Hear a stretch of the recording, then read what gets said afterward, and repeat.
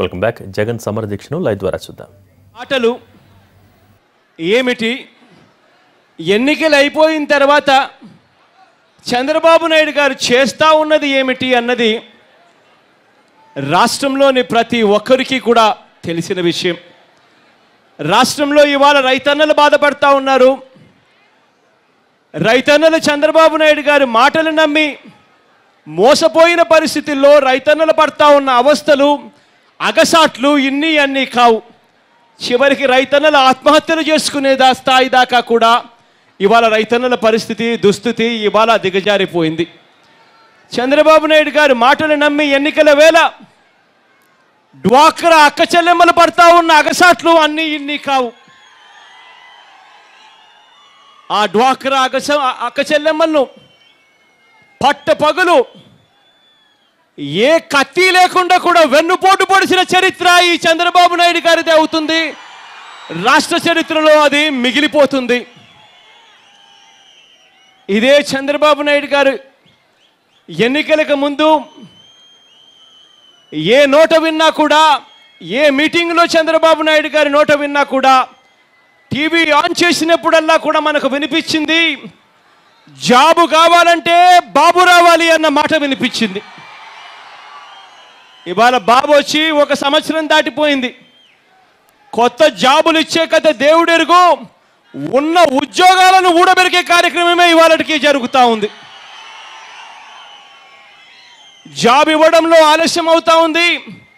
2000 రూపాయలు నిరుద్యోగ భృతి ప్రతి ఇంటికి ఇస్తానన్నావు. రాష్ట్రంలో 1,75,00,000 ఇల్లులు ఎదురు చూస్తూ ఉన్నాయి. 2000 రూపాయలు నిరుద్యోగ భృతి ఎప్పటి నుంచి ఇస్తావు చంద్రబాబు నాయుడు గారు అని గట్టిగా నిలదీసే రోజు ఈ రోజు. ఈ 3 అంశాలే కాక ఇవాళ నిరాహార దీక్ష చేస్తా ఉన్న 4వ అంశం, మన రాష్ట్రానికి ఆ రోజు విభజించేటప్పుడు ఇదే చంద్రబాబు నాయుడు గారు ఓటు వేసి మరి ఆ రోజు మనకు ఇచ్చిన హామీ రాష్ట్రానికి స్పెషల్ స్టేటస్ ఇప్పిస్తానని. ఆ రోజు రాష్ట్రానికి స్పెషల్ స్టేటస్ ఇప్పిస్తే రాష్ట్రం బాగుపడుతుంది, రాష్ట్రానికి స్పెషల్ స్టేటస్ ఇవ్వకపోతే రాష్ట్రం బాగుపడదు అని ఆ రోజు గట్టిగా స్పెషల్ స్టేటస్ అన్న పదం యాక్ట్లోకి చేర్చక ముందే అదే పనిగా ఓటు వేసి మరి రాష్ట్రాన్ని విడగొట్టించాడు ఇదే చంద్రబాబు నాయుడు గారు. ఇవాళ అదే స్పెషల్ స్టేటస్ ఎందుకు ఇవ్వడం లేదు అని చెప్పి ఇదే చంద్రబాబు నాయుడు గారు గట్టిగా నిలదీయలేకపోతా ఉన్నారు. ఇదే చంద్రబాబు నాయుడు గారిని గట్టిగా నిలదీస్తూ అడుగుతా ఉన్నాం. ఇదే వేదికగా సాక్ష్యం చేస్తూ అడుగుతా ఉన్నాం, అయ్యా చంద్రబాబు నాయుడు గారు, ఎందుకు మరి స్పెషల్ స్టేటస్ ఇవ్వనప్పుడు ఎందుకు నీ మంత్రులను కొనసాగిస్తున్నావు కేంద్ర మంత్రి మండలిలో అని చెప్పిన చంద్రబాబు నాయుడు గారిని గట్టిగా నిలదీస్తూ అడుగుతా ఉన్నాం.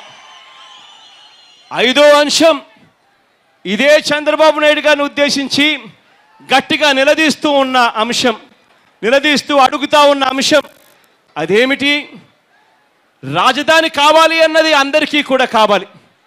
కానీ రాజధాని కోసం అని చెప్పి నువ్వు చేస్తా ఉన్న వికట చర్యలకు మాత్రం మేము వ్యతిరేకిస్తున్నాము అని చెప్పి గట్టిగా చెప్తా ఉన్నాం.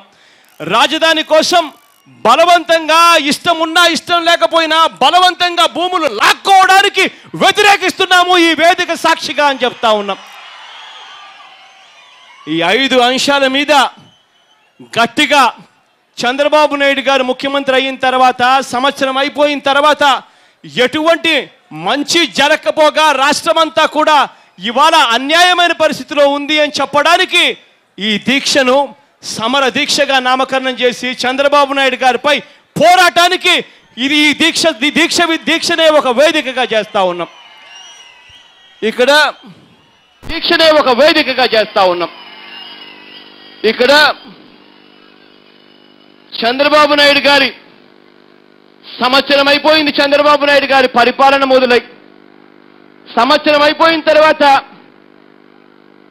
ఇవాళ ఈ పేపర్ రిలీజ్ చేస్తా ఉన్నాం. ఈ పేపర్లో ప్రజలే చంద్రబాబు నాయుడు గారికి ముఖ్యమంత్రి హోదాలో ఎన్ని మార్కులు వేస్తారు అన్నది నేను ప్రజలకే విడిచిపెడతా ఉన్నా. ప్రజా బ్యాలెట్ ద్వారా మీ అందరికీ కూడా ఈ పేపర్ పంచిపెడతా ఉన్నా.